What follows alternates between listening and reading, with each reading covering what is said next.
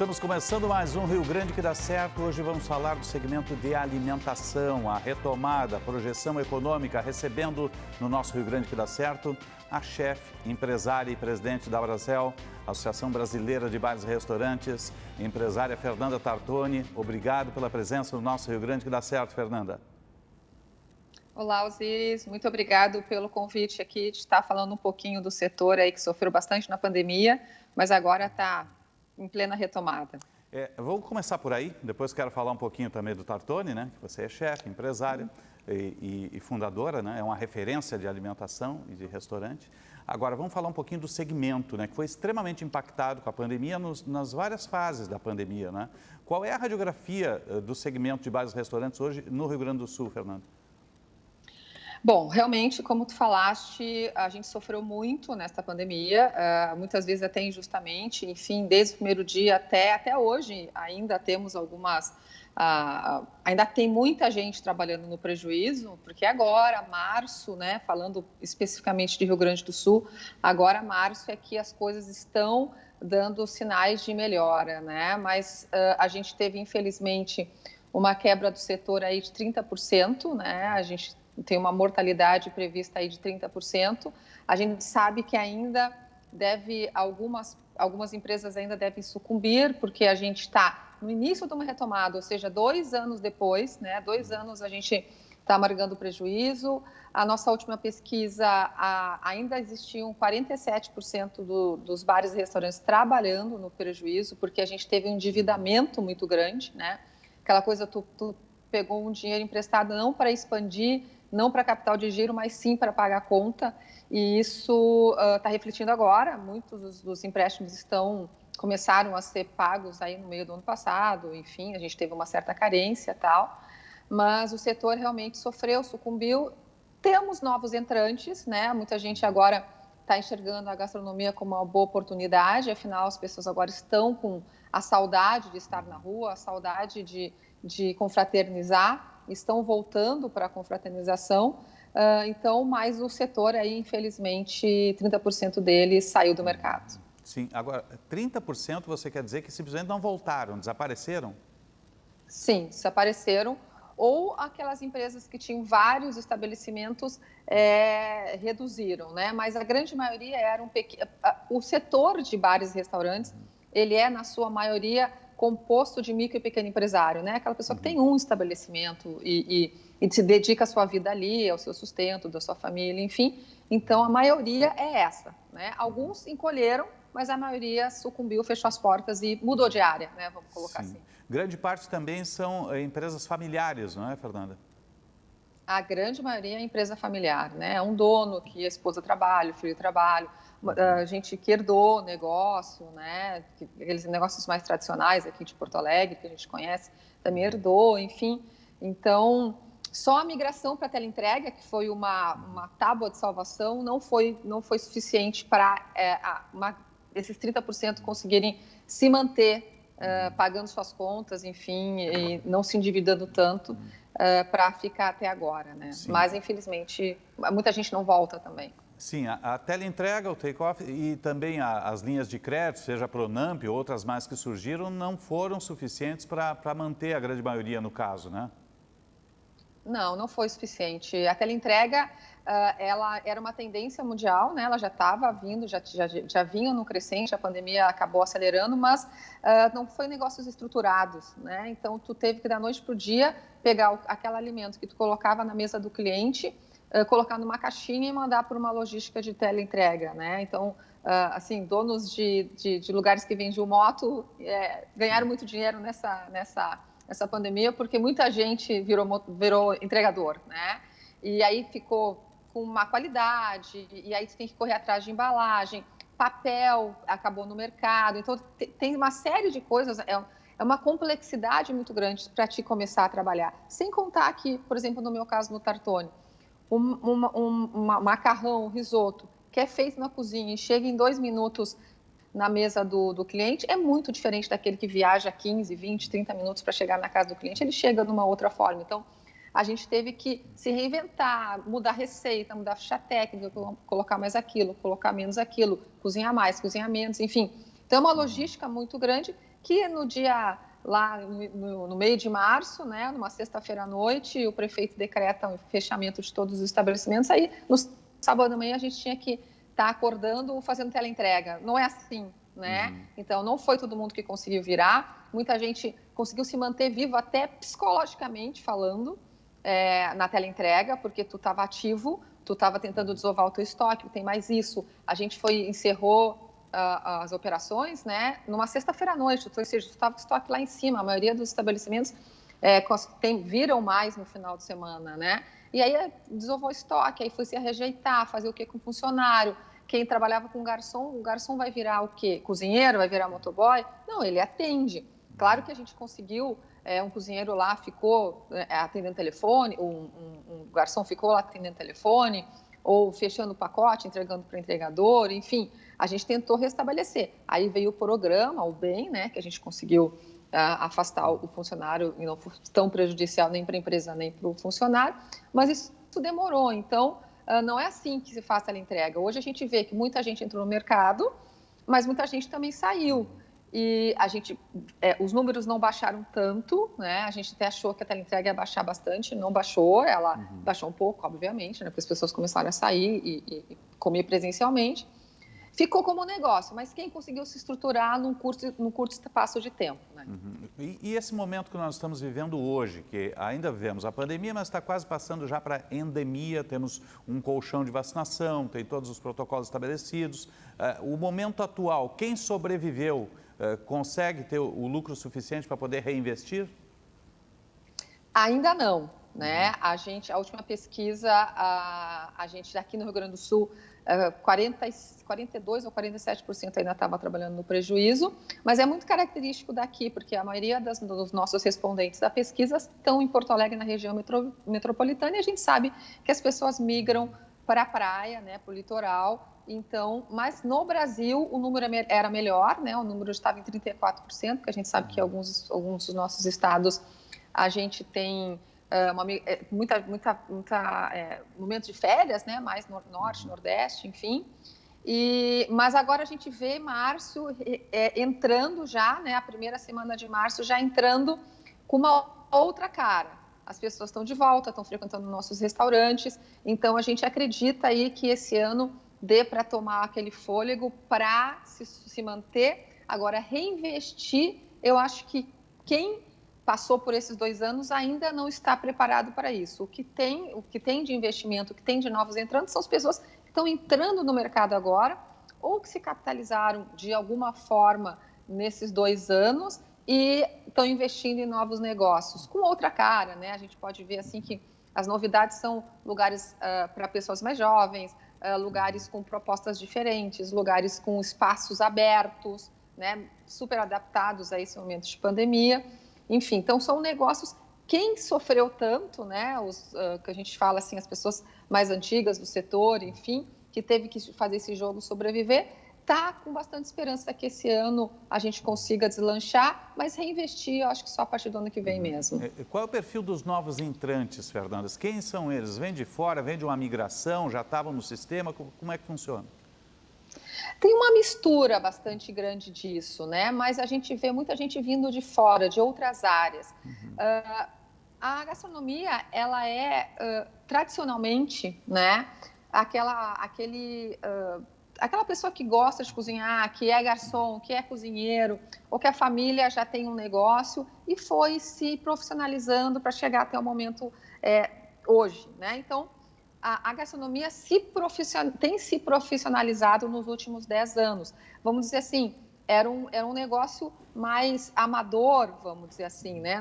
Amador não seria a palavra certa, mas ainda era aquela coisa, eu sei cozinhar, eu sei atender, minha receita de sucesso, vamos lá, a gestão a gente vai fazer. Começa meio artesanal, hoje... né?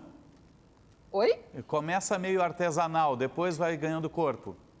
Artesanal é a palavra certa, isso. Hoje não. Hoje os novos entrantes são pessoas que vêm preparadas, né? Fazem planos de negócio, estudam o ponto que vão colocar o seu negócio, põe propósito nele, né? Com um diferencial, aquilo que todo mundo já faz. não tem tanta vez por enquanto, né? Porque a gente ainda tem uma migração das pessoas, ainda não tem todo mundo na rua como tinha antes. Então, existe os entrantes são mais profissionalizados, eles estão mais preparados para entrar no negócio. Claro que ainda tem aquele que é o sonho de ter o seu restaurante e tal, mas a gente sabe que fica um pouco mais difícil. Não se ganha mais dinheiro com bar e restaurante como se ganhava no passado, né? Esta é a verdade. Então, tu tem que ter um negócio profissionalizado, tem que ter um negócio redondo, tem que ter gestão, tem que ter estratégia, tem que preocupar com marketing, tem que preocupar com pessoas, com RH, incentivar a equipe, coisa que no passado não se fazia, mas se fazia artesanalmente mesmo, né? Hoje não, hoje um bar e um restaurante tem que ter uma empresa bem estruturada. Você dirige uma instituição, que é a Brasel, tem ampla experiência no ramo, é uma grife, Tartone, né? E os empresários que ligam para a Brasel, o que você conversa com eles, diz o quê? Que recomendação você dá e o que eles pedem de contrapartida, de informações? Sim, a gente recebe vários tipos de pergunta, desde como a gente registra um restaurante até como eu estou passando por certa dificuldade, eu preciso de ajuda. O que a gente sempre fala é que tem que procurar se especializar, né? Tem que estudar, tem que procurar fazer curso, tem que procurar... Hoje a gente tem muitos grupos de donos de restaurantes que se reúnem uma vez a cada 15 dias para troca de experiências, isso é muito importante. O setor mudou bastante nesse sentido, antes era um setor muito individualizado, né? O meu vizinho era meu concorrente, hoje não. Hoje meu vizinho pode ser meu parceiro. Um problema que eu tenho hoje, o meu vizinho pode estar tendo e me dar uma solução mais fácil, né? Então, a gente sempre procura aconselhar. Venha para junto da Brasel. A Brasel tem um grupo, uma rede de restaurantes que, se a Brasel não consegue te ajudar, a gente consegue trazer um parceiro, consegue trazer até mesmo um associado para te ajudar. E procure se especializar, né? Acho que a gente tem bastante cursos aí de gestão, de gastronomia, de atendimento, enfim, Sebrae, outras escolas aí também que tem bastante opção.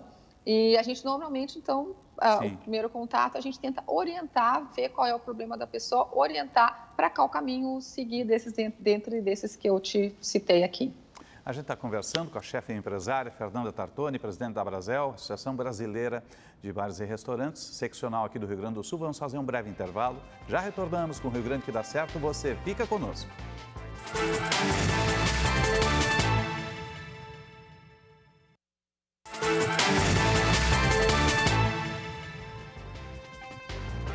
Estamos retornando com o Rio Grande que dá certo, hoje conversando sobre o sistema de alimentação, o segmento de alimentação, conversando com a presidente da Brasel, Associação Brasileira de Bares e Restaurantes, seccional aqui do Rio Grande do Sul, empresária e chefe Fernanda Tartone e proprietária e fundadora do Tartone, que é uma referência.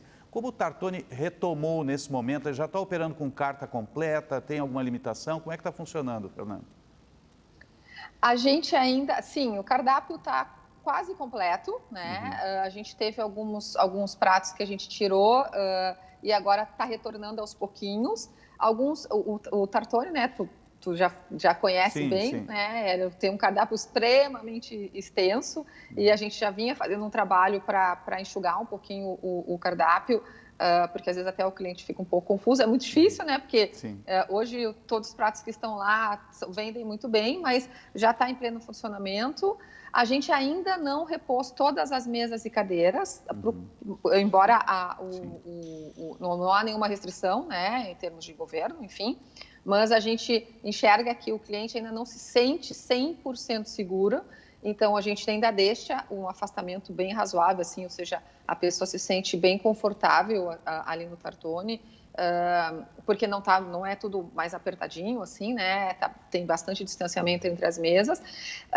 Ainda não recontratamos todo mundo de volta, a equipe ainda está reduzida, né? Mas esse primeiro final de semana de março aí deixou a gente bem entusiasmado, que eu acho que agora vai, né? Agora volta.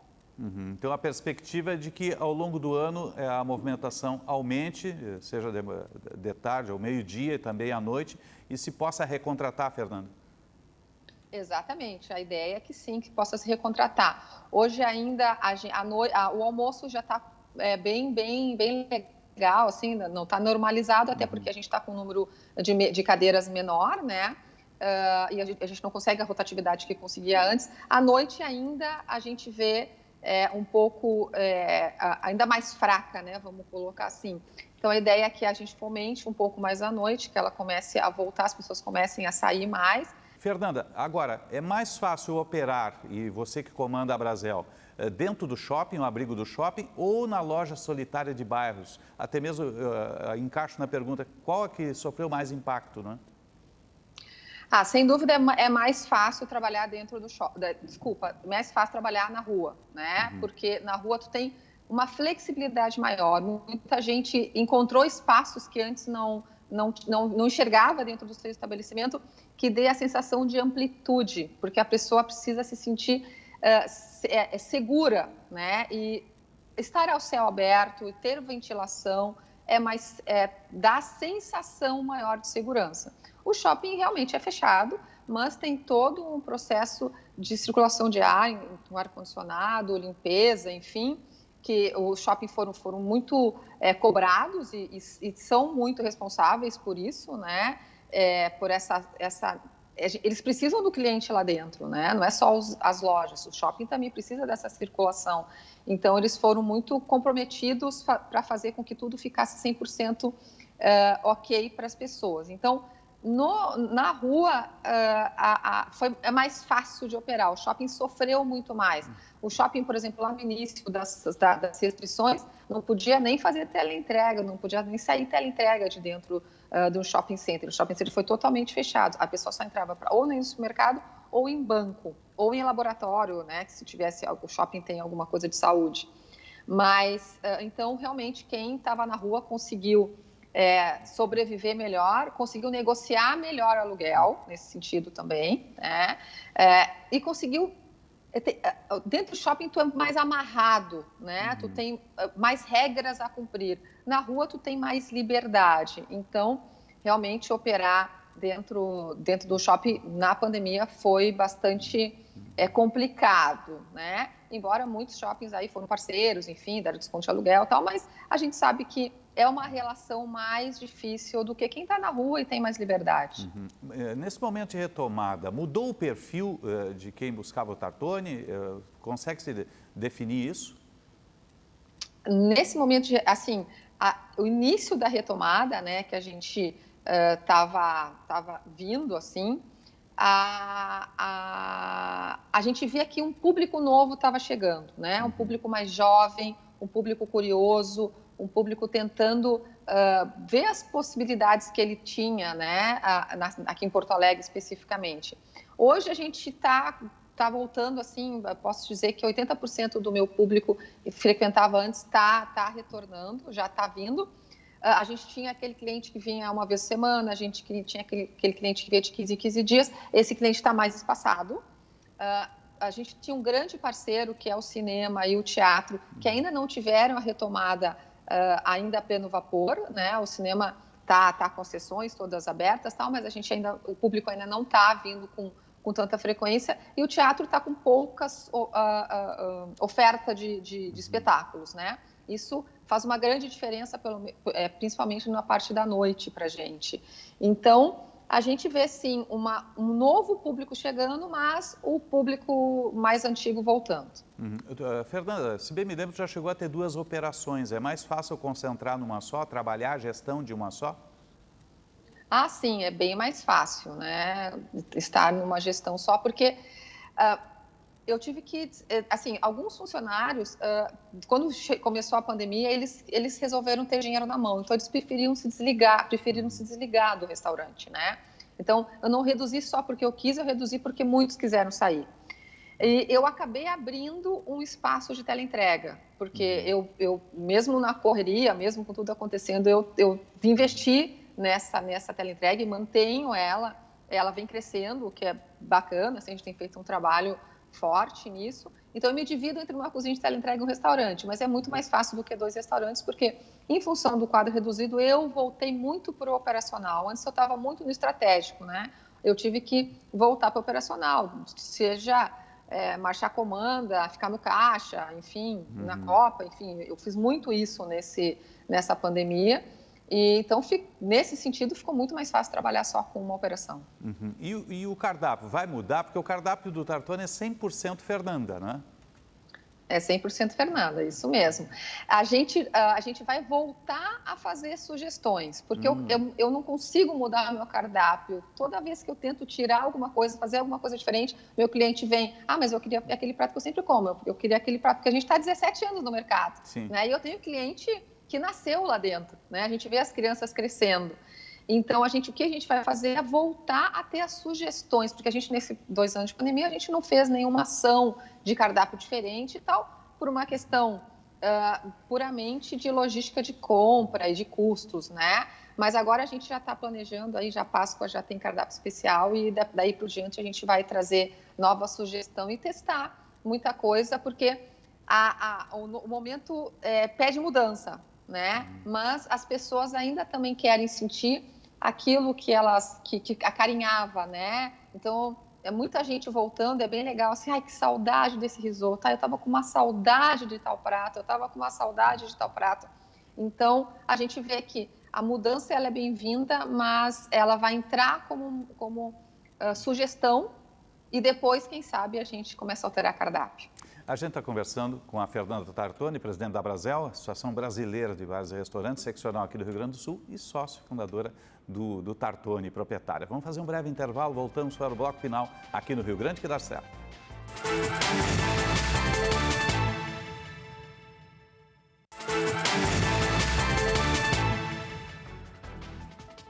Estamos retornando com o Rio Grande que dá certo, hoje falando do segmento de alimentação, recebendo a presidente da Brasel, Associação Brasileira de Bares e Restaurantes, seccional aqui do Rio Grande do Sul e sócio fundadora, proprietária, a chefe Fernanda Tartone. Fernanda, é o momento do segmento se comunicar melhor e buscar aqueles que ficaram acostumados com a teleentrega de volta para as mesas, para a movimentação, Fernanda? Sem dúvida.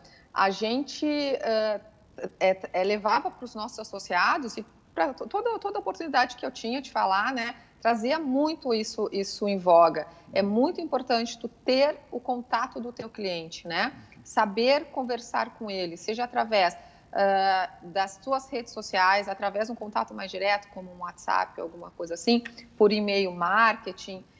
Quem tinha um bom CRM, né, conseguiu virar mais rápido, por exemplo, para avisar o cliente que estava fazendo teleentrega, porque muita gente às vezes até nem sabia que o lugar tinha teleentrega ou takeaway, que não teve assim uma grande adesão ao takeaway, que é o PEG leve, né, mas também para alguns estabelecimentos foi bastante importante.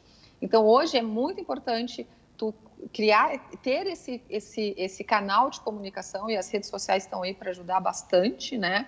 Mas através das mídias aí, todo canal de comunicação que tem é muito importante aproveitar, porque a gente precisa lembrar o cliente que a gente está ali, que a gente está vivo, que a gente está forte e que estamos de portas abertas e precisamos, né? Toda a entrevista que eu dou, a última coisa que eu falo sempre a gente precisa do cliente. É o cliente que faz a gente sobreviver, é o cliente que traz o sustento para a gente, que gera emprego. Então, eles também são responsáveis por muita coisa dentro do nosso setor de gastronomia. E um setor tão judiado precisa, assim, que retorne. Então, a melhor coisa é tu comunicar diretamente com aquele que gosta de ti já. E a presença da pessoa dentro do estabelecimento sempre gera um recurso a mais. A roda da economia gira muito mais rápida, não é, Fernanda? Sem sombra de dúvida, né? Um ticket de presencial é muito maior do que um ticket de teleentrega. Um ticket num presencial tu consegue vender uma sobremesa, tu consegue vender uma bebida, um vinho. Na teleentrega não, né? Aquilo deu, no takeaway, qualquer coisa assim, aquilo deu, não tem muita possibilidade. Então, a presença da pessoa é muito importante para quem trabalha nesse setor.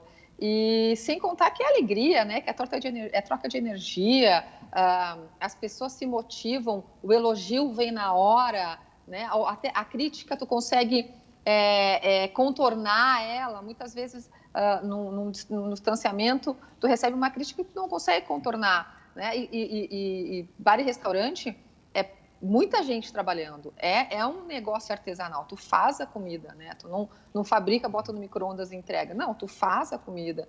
E fazer, ser humano falha. E a gente pode falhar. Né? E presencial ali, tu pode ali, né, fazer de novo ou dar uma outra oportunidade, enfim. Então, esse contato humano é muito importante e a gente precisa das pessoas dentro dos nossos salões mesmo. Fernanda Tartoni, o que é fundamental para o Rio Grande dar certo? Fundamental é a coletividade, o pensar no coletivo. Esse momento é muito importante para essa retomada acontecer. Temos que fazer a economia girar. A gente precisa aí de governantes que nos ajudem nesse sentido, que olhem o Rio Grande como a grande empresa. A gente precisa de redução de imposto, a gente precisa de incentivo financeiro, incentivo econômico para atrair, para fazer com que o Rio Grande do Sul seja um lugar atraente, que traga novas empresas, grandes empresas, que gere emprego.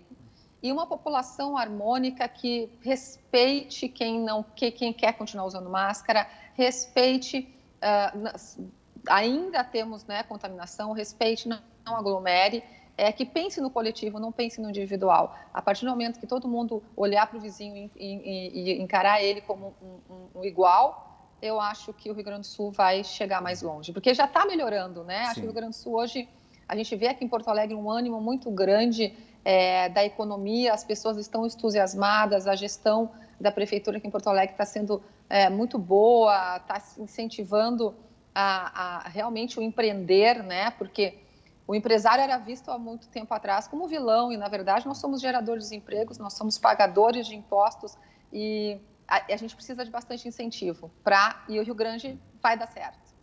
Fernanda Tartoni, Tartoni é parte do Rio Grande que dá certo, parabéns e até o próximo contato. Obrigado pela presença conosco. Muito obrigado, Osíris, obrigado. Um abraço para todos vocês, é sempre um prazer estar aqui com vocês. Nos encontramos no Tartoni. Obrigado, Fernanda. Estamos encerrando o nosso Rio Grande que dá certo, vamos ficando por aqui, retornamos em uma próxima oportunidade. Obrigado pelo carinho da sua audiência e até lá.